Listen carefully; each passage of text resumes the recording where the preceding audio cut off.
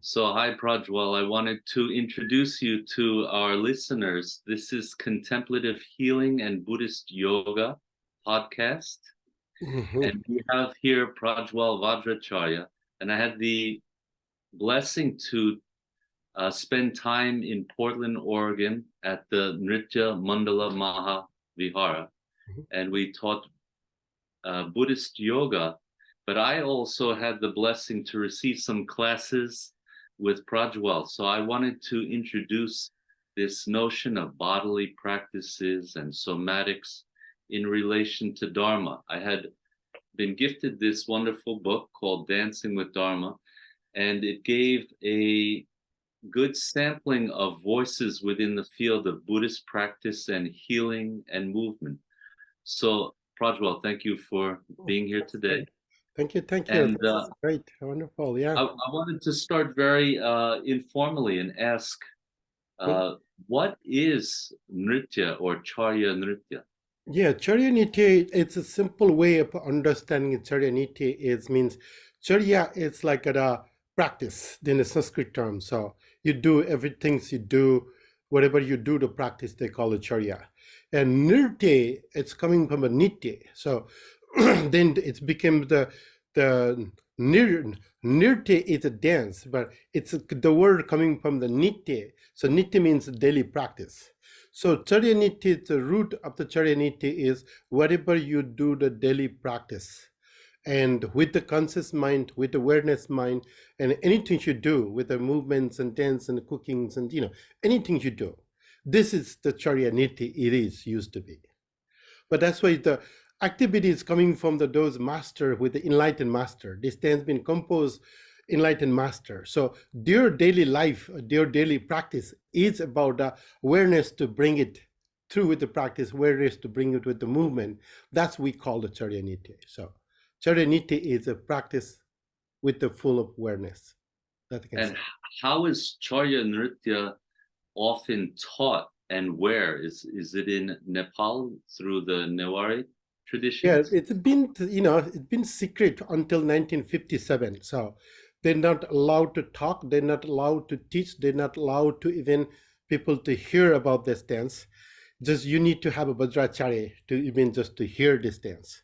So 1957 was we have a old Buddhist conference happening. Back the times, it's been run in my countries for Hinduism for 800, 800 they've been running the Hindu kingdom. So they don't allow for us to, Buddhists to be exposed. So Vajracharya keep underground and keep it inside to the only in the Vajracharyas allowed to do this dance.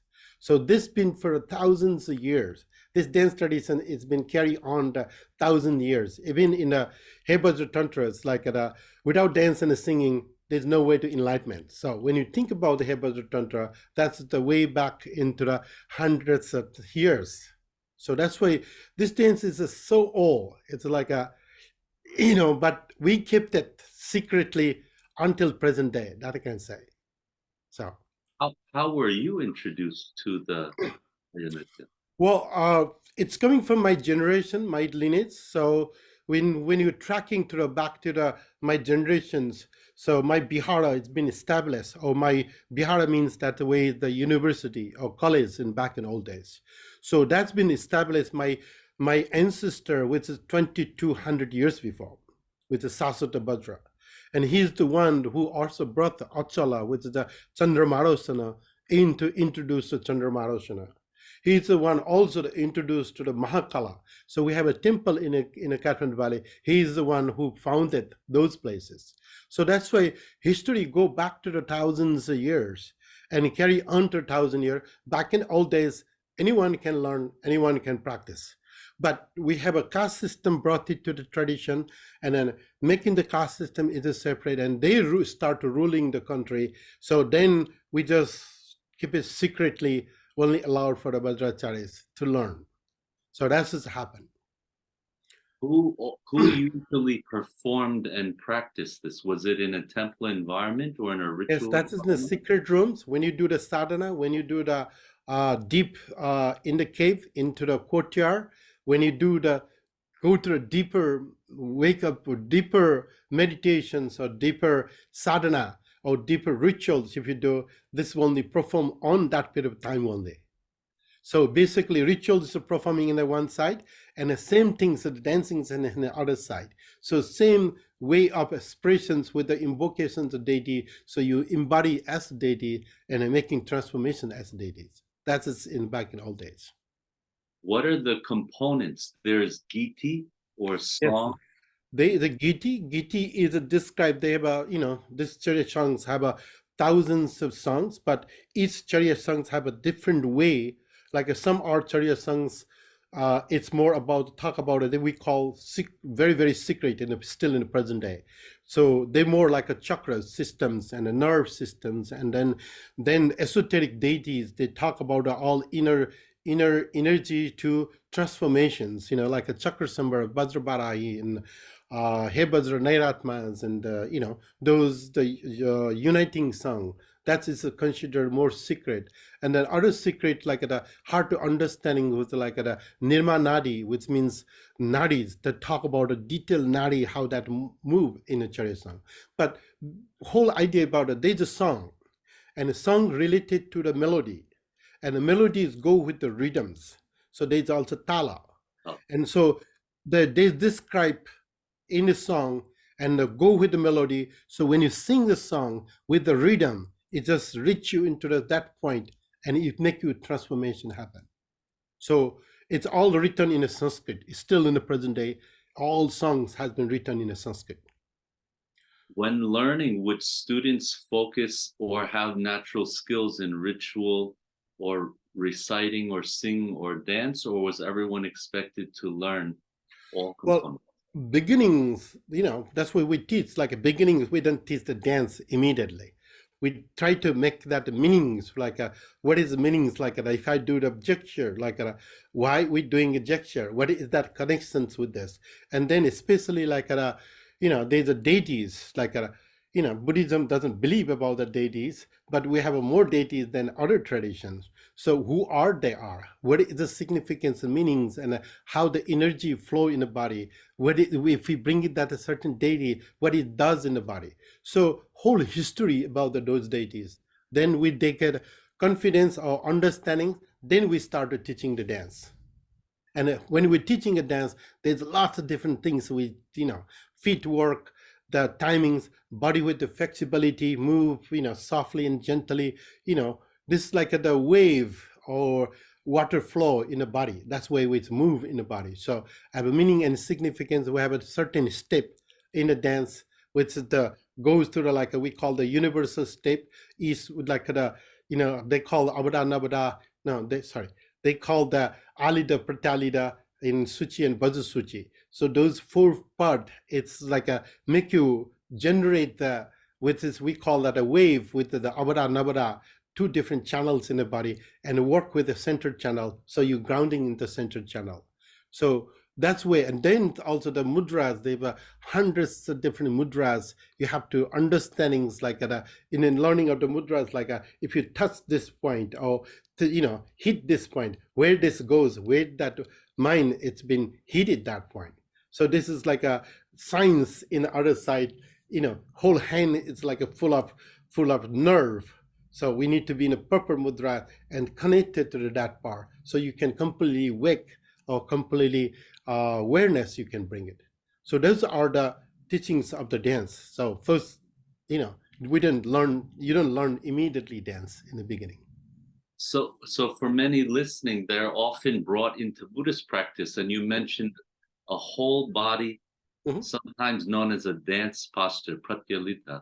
Yeah. And so we learn this as a contemporary Buddhist practitioner. We learn how to visualize. But as I'm listening to you, I'm seeing you're very embodied. And these are actually movements, gestures, forms that you have practiced. What's the difference between visualizing and fully embodying in dance? Yeah. So that's the difference in lots of different. You can visualize, you can make it that it's an outer. So when you have a inner, you become yourself. That's more like an inner part. Visualizing, you can see all deities in there, but when you feel in the body within you, it's whole body is a change in the body. So for example, like the Buddha Dharma, like let's see the Chatu Brahma Vihara, which is a full pleasure, joy, happiness. How you experience intellectually, you can think about that way, but if you need to feel with this way, how you making this, the and sufferings, like the full noble truth, the sufferings, how you can integrate to your own inner part of body to bring that is the quality, so you are expressing your true sufferings and the liberations of the suffering. So those are the in the mudras we carry into the body, and with the visualization, like you can sometimes go in a different direction, but when you're doing this dance, you have to be embodied with that way, otherwise it doesn't come. Otherwise, it's just like, oh, I'm doing sufferings, this is a completely outer way. That's why we're learning this form, like the outer, inner, and a secret. So outer way, just like a word, like a vibrations, the word. When you come to the inner word, what it does and what is connected to your body, mind, and speech.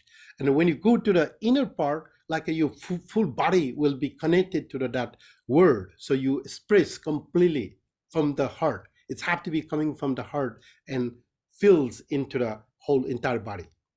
So for example, like if I saw the flowers, okay, this is the flower. So when you do the flower, it's outer way.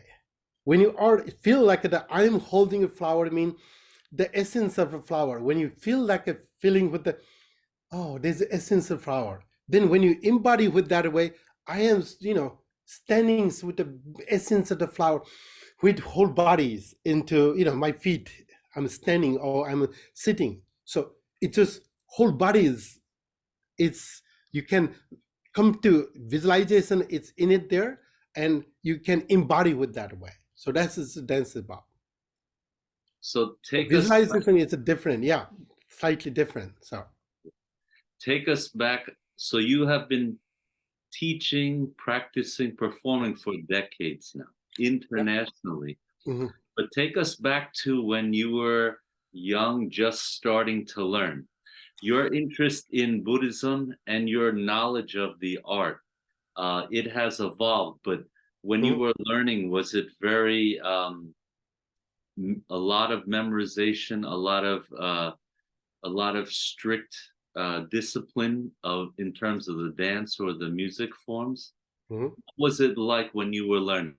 Well, I mean, childhood, like this is like not you learn wisdoms in every times as the time goes on, you're learning little by little by little, but that's where it goes. So childhood, my fathers used to teach this dance for brothers and the communities, brothers and sisters. So when you talk about that way, it's about compassions. What is a way to feel? It's about compassion. So compassion, generally they talk about like, to help each other, loving kindness to create each other. Don't get angry with anything. Don't make the statement like this is mine, this is yours. Just share anything you have. So and then when you come to the point of the mudra, that's what's like a compassion feels in the heart. It's coming from the heart. That's what the Helen's article also talk about, that like generosity and kindness and love and compassion is coming from the necklace. This is not just the tools like people wearing it here. This is also the other part in the scientific proof, like it's a pressure point. Tensions and emotion in here is make you pressure, and having this something there in the chest filled with the generosity and the kindness and the love, it just gave to the other. So in the beginning, it's like maybe I don't know, I get it what it means, the compassion. So childhood, you don't care that much. Oh, it's okay, you just go along. But when you have experiencing with this way and connecting and build with your body with the everyday practice, like the making like someone just guide you, someone just wag you like hey, not right, this not right. So you build with way and you learn more and more. So it's not like overnight it's going to be happen everything. So I, and also myself also study a little bit in the different tradition and how the Tibetan traditions goes in the compassion to work, how the other traditions goes. So overall is combined together. This is also the universe and making more transformations. So that's is about. one analogy that I find in, for instance, in inner yoga training, I recall a lot of my teachers or the lopons being very precise with movements. And now 10, 20 years later, I see that they were teaching a lot of the kindness and compassion, even just in how they're having us move or hold your arms or make gestures. And so it wasn't so clear all the time. But now I see even just the attention to form was all teaching kindness. Do you see that now? Yeah, that's about. So all about, this is all about like the Buddhist, like the compassion, kindness, joy, happy communities, the wisdoms, everything's have to be turning to even like someone say horrible things like, wow, this is wisdom, take it as a wisdom, like, oh, that's just, it doesn't bother you for that even horrible thing happen that way, you take it easy. So you embody with that as with the dance, with the music, with the word, we've been listening over and over and practicing over and over. So it's just embodied that way. And it's became your bodies will be completely transformed. That's why the other region, like lots of texts talk about that. Without dancing and singing, you cannot be liberations. But the dancing in here, like the meditation they talk about, you have a movement, that means you have to be awareness in every movement. And a singing is like a mantra. So when you recite the mantras, like the vibrations of that word, and it just combined together with the movements and the melody, it just embodiment, it's the body is making transformations. So that's why for the liberation, you need to sing and dance that they talk about in the Tantra. So in terms of embodying principles of Dharma, you've mentioned 6 paramitas in relation to the dance. And then also, if you would touch upon embodying wrathful or peaceful, masculine or feminine, anything you would share about how this relates to Buddhist practice? Yeah, very simple ways, like paramitas, things like okay, that's when saying that necklace, like why the Buddhas and Bodhisattva need a necklace, why the Buddhas and Bodhisattva need the gold necklace. Gold means consider that like the power is stay as it is. Compassions have to be stay in the grounding, in not just like the show off the compassions, done. So gold, they we wear it that in the necklace. So I have a compassion forever, like infinite compassions. They have then dana paramita they call with is a paramita. So generosity and kindness come to here, and a sila paramita come from the bracelet and ankle belt. Because if you keep the disciplines in your feet and body with the feet and the hand, everything will be take care. Because all the nerves and everything, whatever's happenings in the body, because you've done healthy with your feet, healthy with the hand. So that's why in the pulse, it's like a key point. If you get wrong in a pulse, that means something wrong. So holding that the bracelet is like the keep disciplines, make awareness in their part. And a chanti paramita is like an earrings, that's why we wear the earrings. This is like a patience.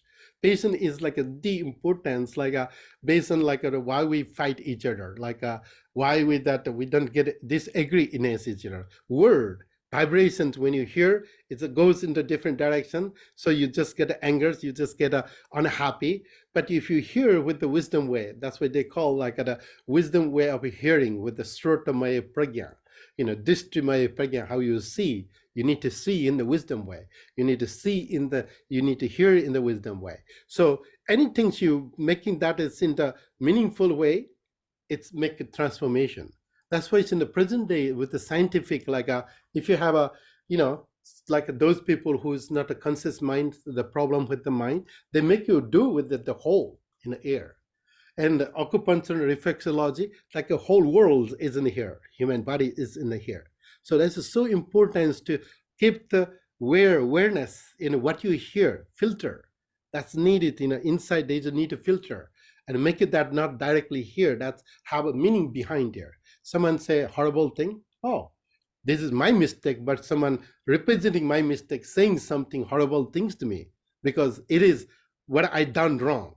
Instead of you just blaming other people, you just take it in, So that's the Chanti Paramita. Then Virya Paramita is the belt, what do we wear? So all the deities they're wearing, but the simple way of practicing also, those are the four things make the world much better.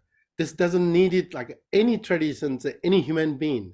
If you are a compassion, kindness, if you have a disciplines in what you do in your daily life, disciplines also like you go to somewhere else, just not mash it up. Listens what they have and blend it in, and then patience for like anything you need to be patient. Then you need to keep the effort, enthusiastic effort or happy effort to come out. That's in the belt. All the part in the here. So, and those are just not only just like, oh, I have this, I have that, but those also you can use in the daily practice as the like a just touch in the heart and think about the compassion, touch in ears with think about the patience, touch in bracelet like I'm going to be disciplined, and then even like you wear the underwears and anything filled with this part, which I will keep the energy, enthusiastic energy, happy energy for to gain something. And once you get that way, everything turning to wisdom, everything turning to the meditation, dhyana paramita come. And the dhyana paramita means like the conscious awareness happening. It's a crown. So it's just work that. And whenever you are in the dhyana paramita, when you are consciously working, then it's become a paragyan paramita. Is the third eye, it's the bindi, is considered a paragyan paramita. So, but all about the four things making whole world changing. So that's, if you have four things making perfect, then it's make a change to the world. So that's why those paramita has been very important roles into the practical to bring into practice. And then other question you say is, well, one about, I guess the question is this. For example, in Buddhist practice, we often speak about even the term of a yida, like a meditation deity, but now you are embodying and even dancing these.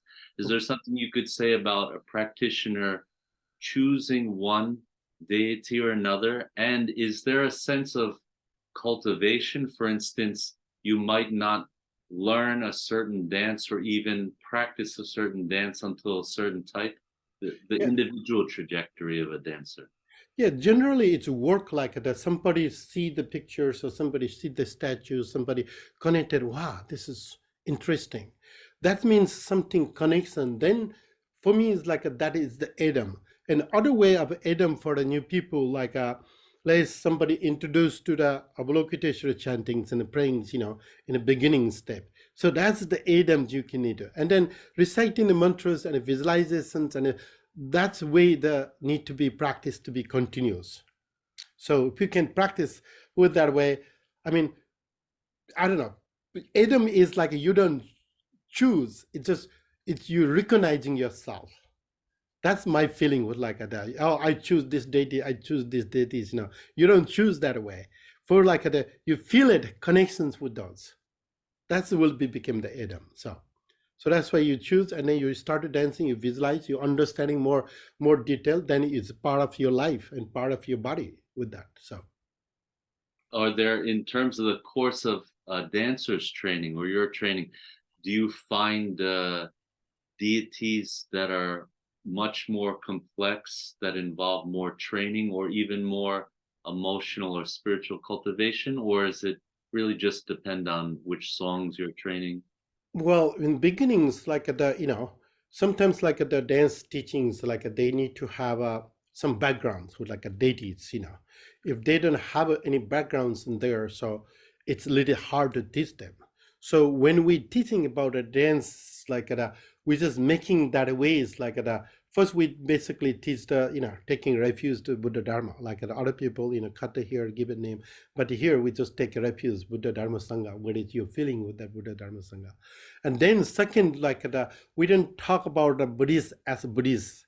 This is like the invocations of the deities or the meanings, like universal way of, they call that cultivating the energy into the body. Like first we teach about Avalokiteshvara sloka, which means the Chendraji sloka. Simple way like Shila Santa Amoga Gunasagara. So basically I'm here Avalokiteshvara, which I'm giving the compassion, the kindness, and love with as a blessing from my heart to all sentient being. It's a simple way. It's like how you can give compassion and kindness to how you can embody so compassion, kindness, so you can pass on to others. So simple way that's what we call a foundation. So if you don't have a foundations in the learning something there in the behind the dance, then you cannot be dancer there. So we started doing the foundations a little bit, then we started teaching the dance. And this teaching dance means a full deities dancing. So full dancing much later come out. So not in the beginning. So People have to learn a dance vocabulary, like a language. that's right. Yeah. Yeah. What would virtuosity or great skill or accomplishment in dance, how would that be reflected? What would it mean to you?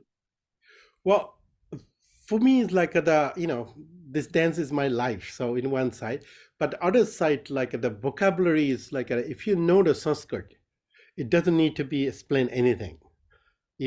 Someone who knows the Sanskrit, they have a backgrounds in a Sanskrit.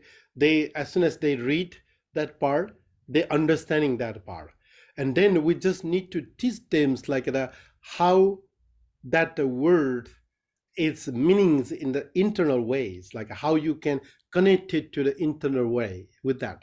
Like a meditation, just not closing eyes is not meditation. You need to fully bodies need to be relaxed. So then it became a meditations, So that's a word, we take it out and feels in the body, compassions and kindness and joy and happiness, also darkness goes like a cutting chop and emotions energy. So also that's the way we make it that. Oh, that's what you asked the questions early. So the wrathful deities and compassion deities, so general like in the histories, I mean, that the Buddhist ways like the compassion always doesn't work with us saying like, oh honey, oh nice, oh don't do, sometimes needed like a hey, don't do it, then they learn. And those deities with the wrathful deities, Mahakalas and Vajrapanis and the Ekajatis, the Vajracharya, those are the deities came there. So wherever you have a naughty things and you repeat over and over and happenings continues your habit, bad habit, it's just appearance in your body, you cannot cut through it, then they are the one like that. They just take it the root and you never get it back. For example, like let's say kids saw you the lighter or matches, and then kids want to do matches to burn in the house, and then what do you do like hey, never do it like that, you have to be wrathful like that. And then kids thinking as soon as she touched the matches, oh, my father is really getting angry with this, not to touch. So they get out from the root and never thinking about to do that thing. So that's the ideas in the Buddha dharmas, like the wrathful deities and stuff. So you have that, we have qualities of everything. You just right in time, right in moment, it just need to be coming out and make it that cut through. So you're giving wisdom and fully compassion way. It means like you mean it, but also the compassion doesn't mean like I'm never going to speak with you. It is training with the compassions that way. So that's its work. So the practice, so I want to take a little turn in terms of the topic or the approach. So the practice is also very transformative for people. And one of the reasons why I wanted to hear from you is because a lot of contemporary Buddhist practitioners deal with an issue we speak of as disembodiment. Even we go to learn Buddhist meditation, we might study a lot, learn to meditate, learn some ritual, but a practice like this is so clearly you have to be in your body. You have to really imbibe these principles. So my question is, now you as a teacher with many decades of teaching internationally, how do you see it transforming people's lives? Well, when people learning this dance, I mean, I see it's like a lot of people who is my students, they are started teaching dance, and they completely joyful, completely happy. It's like that. I see that way. And some people who coming to learn, like the whole idea is like, okay, where is the like five visions, like the, raga, dvesha, moha, the jealousy, pride, and anger, hatred, those are the things making people have a problems, each other. So where this came from, how that you can make it transform, and what you hold on to, like what make a difference you hold on, you just release in that part. So little things that is people need to click their mind, like the coins, like you just flop other side, it's a different world. So that's what we teach about in the beginnings in dance. And once you have a realizations, like a world is not ending, there's lots of crazy things in the world. I used to say like every second, if you can write about a second in the world, that's the whole novels will be can write. Every second, like if you see in the world someone beating up, someone's joy, someone happy, someone have a problem, and the accident happenings and the crazy thing happenings and people eating each other, wherever it's in the minute you can count, and it can be right in the novel. So world is a vast, and you hold on to light little things with like what make you difference, like okay, you did it in the okay, 1 hour later, make it this 1 hour later, postpone it to 1 hour later. If you anger, realize, first you need to recognize I'm getting anger, and anger doesn't help, anger getting crazy. But if you see that where this point is arising, we always blaming other, you make me anger. No, that's you anger. So that's, you need to change that. Nothing's come from other. You need to deal with your own self. And awakening, once you have understanding, anger arise, then it's just dissolve itself. Those kind of things in the world needed that the path. And that's what this dance is like help you to understanding a little bit, gain to just to switch the point, but you have to practice. Without practicing doesn't work that way. I understand, like intellectuals, people understanding intellectual, but embodiment and a daily practice, that's, you need to make that daily practice. Like a lot of people have like the jealousies and pride and all everything that doesn't go away anywhere, and it's stuck all the time. So what do you do, like you don't even recognize that risings, so then, so if someone just pointed out like, hey, you get a jealousy, you get a pride here, just, hey, do I get a pride? Do I get a, oh, that's what's, in a paramitas, in the 10 paramitas, like, the upaya paramita, when means upaya kausalya, means the skillful way of dealing with other people. And you need to make that skillful way that is like I'm rising anger, hatred, anger, but it's to recognize, lots of people doesn't recognize basically that, it just rides and then make a mash it up. If someone get anger with my accents, then you have to realize that, wow, I'm really making anger to other people. So why I'm creating that anger yourself, and creating anger to other people. So if that work practice that way, it's just like a, as I say, like a flop the coins, it's make it completely change. So that's we need to do it as a practice. On this point, can you think of any personal examples or that you've seen in students? Maybe you don't have to share details, but experiences of physical or emotional healing or other spiritually transformative experiences. That's right. Yeah. So a lot of people who comes here, like some people have a problem, some people have that anxiety, or I don't know, this depression, and also that, basically like the anger and also the pride. I say, what is your pride for? Because you have a degree, you go to the college, like even I discussed with someone who get a PhD in a Harvard, PhD is in the Harvard University.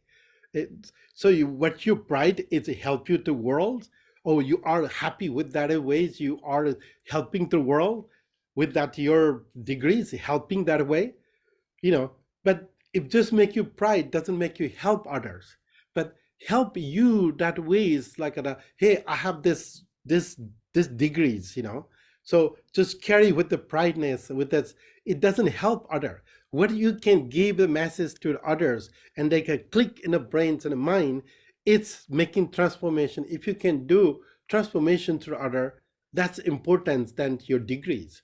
Your degrees is making pride, and you making pride mean other people try to get the pride of you.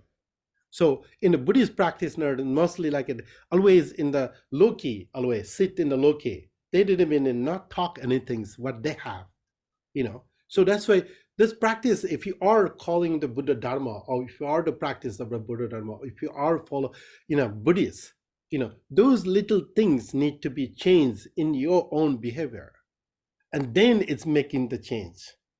Otherwise, it will be difficult. So that's why we usually like talk to the lots of people. Like, okay, someone come with like oh, this like complaining other people. Hey, don't complain other people before you complain yourself first. He may be thinking that also same thing like you thinking. So think of yourself like in that person's. So that's why we like before reflections. Learn about the reflections. So for yourself. That's what we do. So teaching. Yeah. What is the role of devotion in dance? Well, devotion is like a devotion is a de-importance in that ways, and devotions without understanding devotion without dedications doesn't work. Like then it's a devotion it became a bhakti yoga. Like I have to do this. Then it doesn't matter. Like you understand, not understand, you have to do it. But you have a fully understanding and a fully meaningful for you, and you need to keep that as effort and time, and that's the devotion we call. So not like this, I'm devotee for this, oh, I pray for this all day long, but connections with that is important. So What about this term rasa? rasa is a taste. Rasa is a it turns like a if you go to the Hebrew Chakra Sambara or Vajracharya, they talk about all the rasas in their emotions. Everybody have that as rasas. So rasas to come out like that depend on the peoples you see, depend on the people what you eat, depend on the nature. It's rasa is just in our body. So awareness to bring that rasa is also awakening your inner self. That's also rasa. So my experience, so in Buddhist visualization practice, we talk about visualizing a deity with clarity, with stability, but also this divine pride, so that you feel you are the deity or your awareness is. But when I watch you dance, I was surprised, one, that that a room could be filled with so much feeling, and it was almost palpable. You bring to life these deities, but you can also move from one deity to another. So do you feel that is the cultivation of your mind through the dance, through the singing? Yeah. And yes. There's the melody, there's the timing, there's the vibrations, there's a word. So word like let's say someone say, hey, like immediately it's emotion, it's a change. Hey, like emotion change. So the word has so power, and then the word you listens, and as soon as you hit that word in the mind, and it's your emotion is a change. So that's why the song and the melodies and timing is your vibrations of your body. So we blend in the melodies. Whole body is it's changing into the melody. That's it's about a dance. You can your body became as a melody. So even one's energy or winds, even one's body changes. Do you feel that emotions get refined also, mental states? Yeah, everything changing. And that's why my father used to talk about that. Like when you started dancing, you're not dancing yourself. There's nobody. You not exist anymore in your body.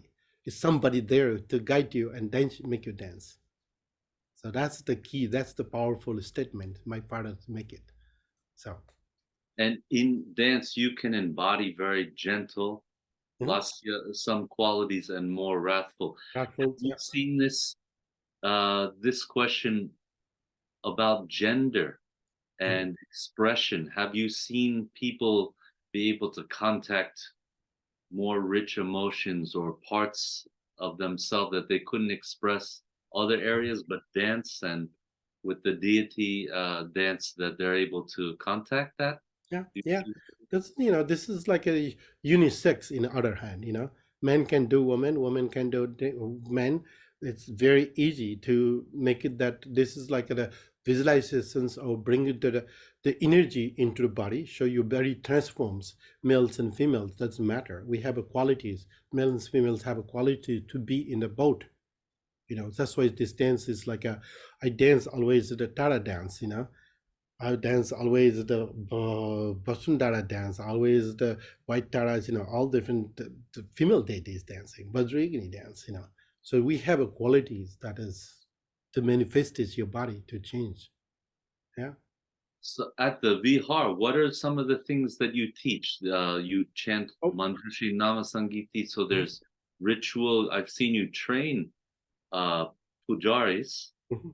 You teach people ritual, dance, music. What are some of the Well, programs? we have a every days, means ritual. So we have a 7 days for the 7 people who does ritual, and that ritual is in the Sanskrit chantings for like why we offer the incense, why we offer the flowers, why we offer the water, why we offer the rice.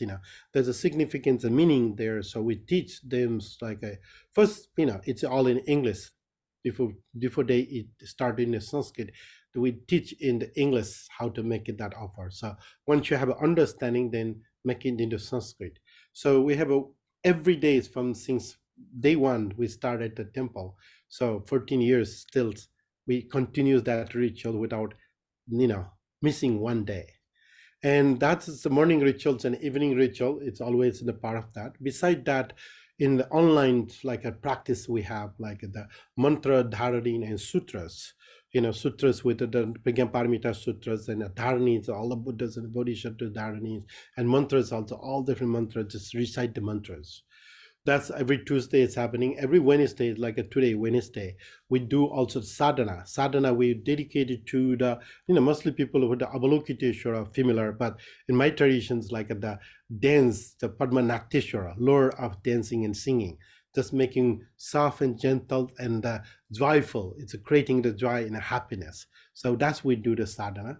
And in within this sadhana also we do like awakening the chakras, awakening the nerve, awakening the senses, and protecting your body with the touching in the different part of the body is then visualize the deities and bring it that deities into the body so you became a Padmanateshvara.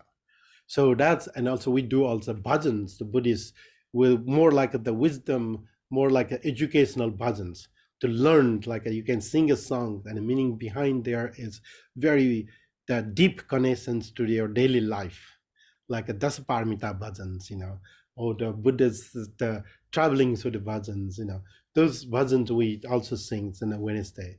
And then we have also the singing practice class every Friday. So we showed in a screen like this is only online you can join. It's a free links in my webpage. So the word and the word by word translations is there, translations, and also in the Sanskrit we display it in the computer. And then I teach classes in the here and there's in Saturdays and Fridays in all different places. And then my own practice sometimes I do every Sunday own practice, but only those people who are in the dancings. I invited those people to join. So I do 2 hours non-stop dancing every Sunday. But that's only people who learn the dance they can join. So that's we have. And yeah, also, and then I'm also to travelings in all different places. That's what's also happening. So yeah, that's my daily life. Yeah. And as a closing question, I thought, as a teacher, what have you seen is some strengths or challenges of the modern student? I know it takes commitment, but what have you seen? Yes, in terms of learning the language or commitment, anything? Well, everything's like the let's think about like anything you're learning in the beginning. this take an effort and times and efforts and dedications you need it, like let's say you're riding the bicycle, coordinations, difficult, riding the car or driving car, you need to learn. But foundation, if you dedicate it, and the groundings in the beginnings, and that's only take. Once you learn the one little dance, it's apply all the dance. It doesn't take long. But yeah, everybody need to get the dedications and the motivations to make that happen. And also, so this is like a really importance. It's just not only, we call like an outer way. Oh, I just learned for just check it out. So you're not learning anything. The more learned in the deeply, and understanding is for, and then it is just a right. You just check it out. I'll just go one class and two class. It doesn't make anything meaningful way. So at least spends more like let's say it's 6 months, then did you get a feelings rise in the, but one time you just watch, okay, it doesn't rise in the feelings with that way. That's why we usually call ABC formula. A means the actuals, understanding the actual meaning. B means start to believe first, that if you don't believe that way, oh, this tradition, that tradition, then you just don't get into the body. Once you believe that way, then consequence, it's rising itself like this is your path or is not the path. Not everybody can dance, and not everybody can be Dharma teacher. Not everybody can be practitioner, So but first you need to be believe, and first you need to be actual. Then you have a pathway to be clear. This is my path, then you can continue. If not, go in a different direction. What was C? A, C B, is a consequence. C is a result. Result arises itself. Yeah. What about proximity of the teacher? So when I was at the temple, I thought, wow, this is an amazing community. I see how much they get to learn and be in community. But I thought if I lived in Portland, I would definitely be here and I would spend my time. Now, for students that live at a distance, how do they keep up the studies? What do you optimally do? Do you have intensives or? Well, I have I did lots of class in the pandemic with the Pure Land Farm. So 4 years of the online teachings every week. I taught like they have a foundation class, there's a Dharma class, there's all different levels of the class is there, and also the initiations, rituals. I did it in the Pure Land Farm. So, and then I do lots of online teachings. So if but I don't do organizing myself. It's too much for me to organize yourself. So if someone want to host my teachings based on whatever they wanted and what topics they want me to focus, we can bring it that teachings and share with everybody. So I'm very much up on, make it, schedules and times, and it's impossible to do that way. So in traditional learning, initiation is a part of the that's process. also part of, yeah. So the initiation, you may access to the inner part of the practice. That's give you more. So. And sometimes I notice that you've done public performances with your students. How long is it usually before someone's learning dance vocabulary, before you have them in some form of? It's dependent like your dedications, like how much you want to be.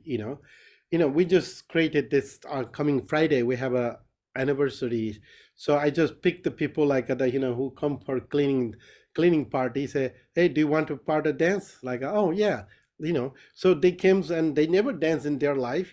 I just make them the movement, one movement to two movement for them to be part of the dance. So within few days they learn and continues with that way.